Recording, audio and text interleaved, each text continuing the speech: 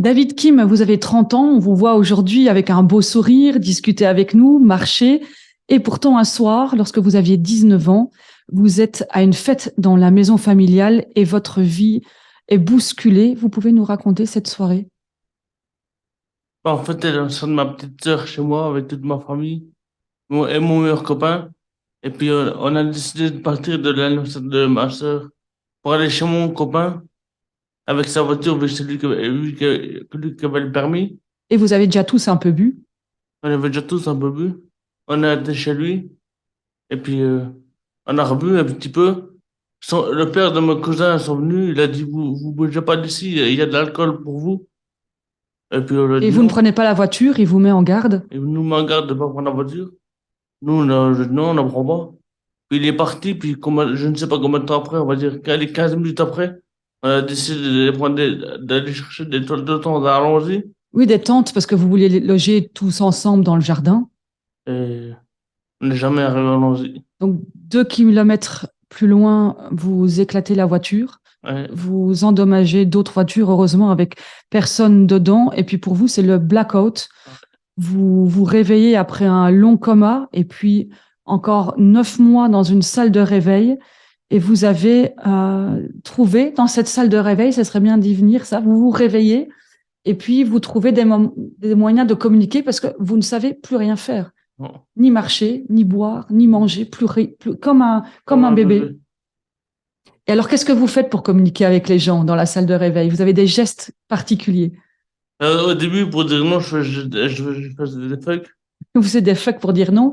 Et, Euh, et puis parfois, vous aimez bien tendre votre casquette aussi. Ah ouais, ceux qui arrivaient à me dire bonjour, je faisais ma casquette et ils me donnaient 5 euros. Et après, ça a été 20 euros, 50 euros, puis j'aimais bien. Alors.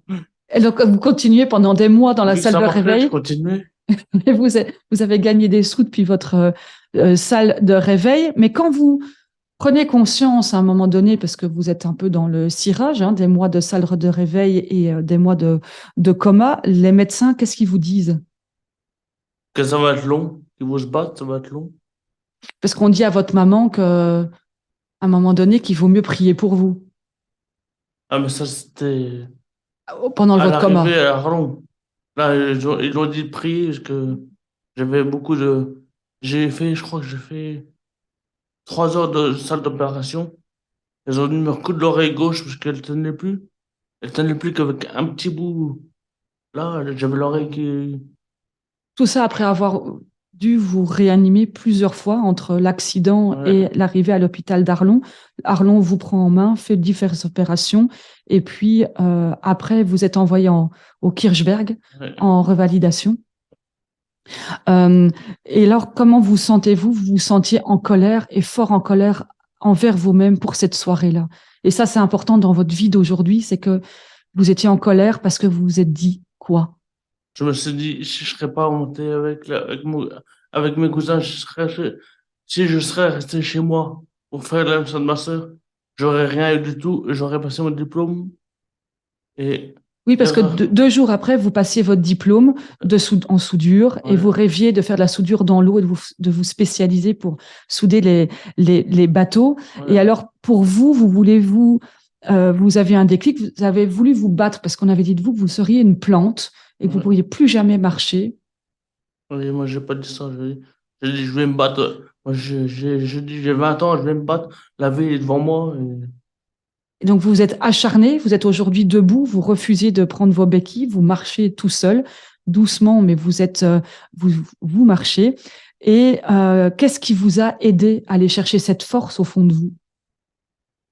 Parce que quand on a dit de vous, c'est que vous seriez une plante, vous avez répondu, mais moi, je serais une plante carnivore. Et, et qu'est-ce qui a aidé à vous dire de sortir de la colère et en faire une rage de vie et de mise en marche? Mais déjà, c'est quand les compagnies, l'entourage, la famille, le soutien, ils ont tous été derrière moi à me soutenir, à me motiver. Parce que des fois, j'avais des périodes je voyais les noirs, ça m'avançait pas beaucoup. Des fois, j'avançais, et après, je redescendais. Ça, le médecin avait dit, c'est normal que tu as des berres. Des périodes de mieux et d'autres où c'était moins bien. Il me dit, ça va avancer, mais ça avance, ça recule. Un jour, t'auras plus besoin de ça. Et puis jusqu'aujourd'hui, vous vivez en appartement avec votre compagne. Il y a des services de mobilité qui viennent et qui vous aident dans votre déplacement tous les jours, mais vous êtes là. Et pour vous, c'est important parce que vous êtes dit, il suffisait de dire non, de ne pas monter avec votre meilleur ami dans la voiture et avec vos cousins. Et vous étiez sur le siège passager. Vous n'en seriez pas là. Et donc, vous voulez que votre exemple serve aux jeunes. Aux autres, ouais. Et c'est ce que vous faites. Comment vous procédez? Ben, maintenant, je vais dans des écoles, parler de mon accident, dire que c'est à cause de la vitesse et de l'alcool. Et Et vous voulez leur dire, ne faites pas comme nous. faites pas ça, l'erreur. Si vous avez bu, vous pas retourner en voiture. À pied, c'est mieux, ou alors que quelqu'un viendra toujours vous chercher. Vos parents, ils ne vont jamais venir vous chercher si vous avez bu l'alcool. Et vous étiez même surpris parce que dans une classe, dans la même classe, quand vous avez fait un de vos premiers témoignages, il y a eu deux incidents avec les petits élèves à qui vous parliez. Qu'est-ce qui s'est passé? Ben, c'était dans une école à Saint-Marc. Eh ben, il y a deux élèves que leurs parents étaient décédés d'un accident de voiture.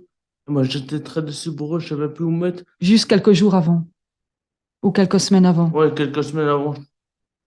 Moi, je savais pas où mettre, j'avais mon texte en main, là, j'étais tout gêné. Et puis le prof, il bouge pas, là, il regarde son GSM. Et puis après, ben, Et donc là, vous vous rendez compte qu'il y a beaucoup de gens qui sont concernés par les accidents. ouais, Et donc ça, c'est maintenant votre motivation, c'est de multiplier vos déplacements dans les écoles. ouais. Dans les écoles, partout où je peux, j'y vais. En tous les cas, un grand merci David pour votre témoignage à ce micro. Merci beaucoup. De rien, c'est